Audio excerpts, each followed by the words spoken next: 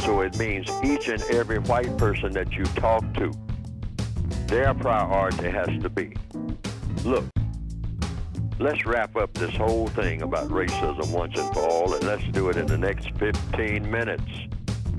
Because that's all it would really take. I keep saying that like that's just some type of general metaphor or some type of cliche that I'm coming up with.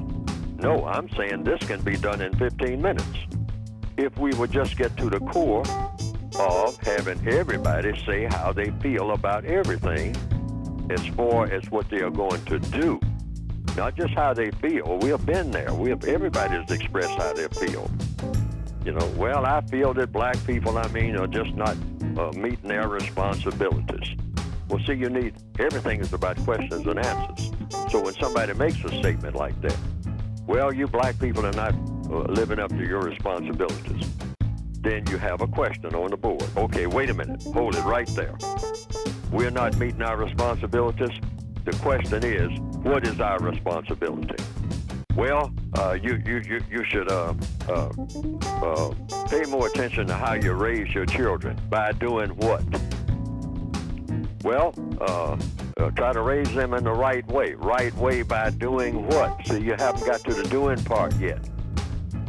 Well, show them to be good citizens and whatnot. You're using cliches, sir. Good citizens by doing what? See, it always comes down to that one word made of two letters, do. Well, teach them not to rob and steal from the delicatessen down there on the corner drugstore and put that man out of business, even though he's black too, or he's Arab and you don't like him and all like that. Teach them not to be more responsible and don't go down there and do that. And teach them to get a job rather than rob and steal and whatnot. Get a job doing what? Well, go to school and get an education so you qualify to get a job. Go to what school and get what education? Where? And where's the finance coming from to go to the school, sir? Are you going to put the finance up? Everything comes from you. You're doing all this talking. Everything comes from you. We are your children.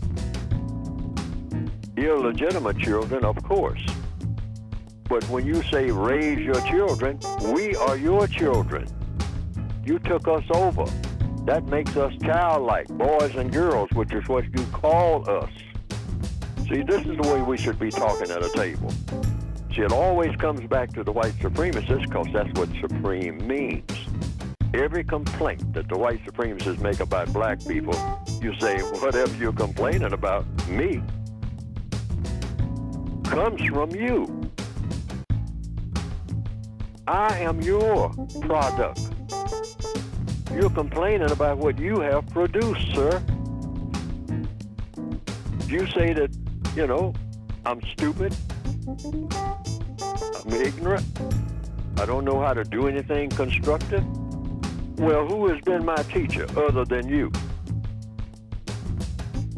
Well, I try to teach you, but you people are just inferior. Now we're getting to it.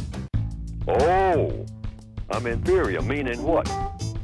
Meaning no matter how I try to teach you or what I try to do with you people, you're just born inferior. It's just that way. For some reason, you just can't learn.